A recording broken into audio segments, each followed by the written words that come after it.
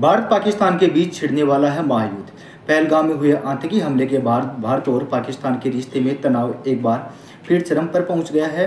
भारत ने जहां सख्त फैसले लेते हुए पाकिस्तान को बर्बाद करने की कहानी लिख दी है, वहीं पाकिस्तान भी मिसाइल परीक्षण के लिए नोटिफिकेशन देकर अपनी मंशा जाहिर कर चुका है। ऐसे में सवाल उठ रहे हैं कि क्या दोनों परमाणु देशों के बीच टकराव अब केवल शब्दों तक सीमित नहीं रहेगा? क्या अब कड़ी निंदा और कड़ी कार्रवाई के बाद कुछ बड़ा हो सकता है?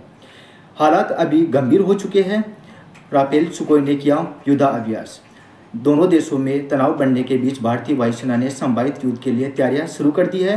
इस कड़ी में भारतीय वायुसेना ने अपने सबसे आधुनिक लड़ाकू विमान राफेल और सुखोई 30 के साथ युद्धाभ्यास किया गया है। यह अभ्यास वायुसेना के मध्य सेक्टर में किया गया है, जो रणनीतिक रूप से बेहद अहम माना जाता है। राफेल और सुखोई 30 के जैसे घातक लड़ाकू विमानों की तैनाती को देखते हुए भारत किसी भी स्थिति से निपटने के लिए पूरी तरह से तैयार है। 27 देशों के राजदूतों के साथ बैठक और भारत के पहलगाम आतंकी हमले के पीछे पाकिस्तान का हाथ होने वाली जानकारी सीधे तौर से दुनिया के सामने रख दी गई है।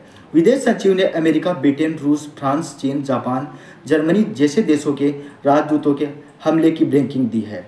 भारत इस कूटनीतिक कदम से स्पष्ट है कि यह अब केवल प्रतिक्रिया नहीं बल्कि कार्रवाई तैयारी है। रूसी मीडिया की एक बड़ी चेतावनी। रूसी मीडिया में भारत और पाकिस्तान को लेकर एक बड़ी चेतावनी दी है। एक रिपोर्ट के मुताबिक दावा किया गया है कि रूसी मीडिया ने कहा गया कि दोनों परमाणु हथियारों में लिंक देशों के बीच कुछ बड़ा होने वाला है। ऐसा बयान केवल मीडिया तक सीमित नहीं बल्कि यह रणनीतिक संदेश भी होते हुए जो रूस जैसे देशों की खुफिया जानकारी और आकलन पर आधारित होते हैं। मिसाइल टेस्ट के लिए पाक की यह हरकत पाकिस्तान ने 24-25 अप्रैल के बीच अरब सागर में मिसाइल परीक्षण के लिए नोटिफिकेशन जारी किया है। टेस्ट रेंज 480 किलोमीटर तक बताई गई है। इस प्रकार नोटम केवल युद्ध पूर्व सैन्य तैयारियों का पूर्व हिस्सा नहीं बल्कि एक राजनीतिक संदेश भी होता है, विशेषकर जब दुश्मन देश की सीमा पर तनाव चरम पर हो। तो राष्ट्रपति से मिले अमित शाह और जयशंकर। हमले के तुरंत बाद केंद्रीय गृह मंत्री अमित शाह और विदेश मंत्री एस जयशंकर ने राष्ट्रपति द्रौपदी मुर्मू से मुलाकात की। आमतौर पर ऐसी बैठक तब होती है जब देश के किसी बड़ी फैसले की ओर बढ़ रहा है। यह बैठक संकेत देती है कि भारत इस बार केवल निंदा से आगे बढ़कर निर्णायक कार्रवाई की दिशा में सोच रहा है। सरकार का सर्वदलीय बैठक बुलाना रक्षा मंत्री राजनाथ सिंह की अध्यक्षता में बुलाई गई है। सर्वदलीय बैठक में सत्ता पक्ष और विपक्ष दोनों एक सुर में आतंकी हमले की निंदा की है। कांग्रेस अध्यक्ष मल्लिकार्जुन खड़गे और राहुल गांधी ने सरकार को पूरा समर्थन देने की बात कही है। इससे यह स्पष्ट है कि पूरे देश में राजनीतिक नेतृत्व अब एकजुट होकर जवाब देने के मूड में है। पीएम नरेंद्र मोदी का बिहार को दिया गया संदेश। प्रधानमंत्री नरेंद्र मोदी ने बिहार के महबूनी में पाकिस्तान और दुनिया की दो टूक संदेश दिया है।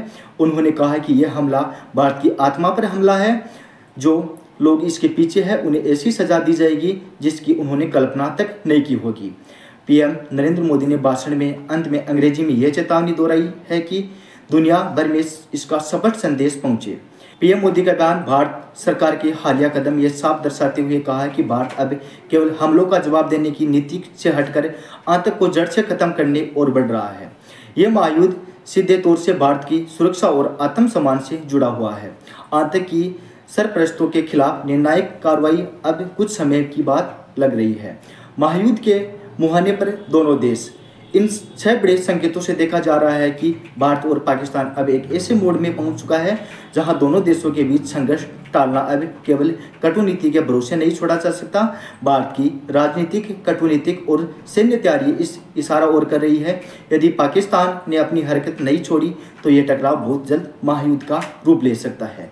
धन्यवाद दोस्तों, यह थी इस वक्त की बड़ी खबर जिसे हम आपके समक्ष लेकर उपस्थित हूँ। फिर मिलते हैं एक अन्य खबर के साथ, तब तक के लिए धन्यवाद।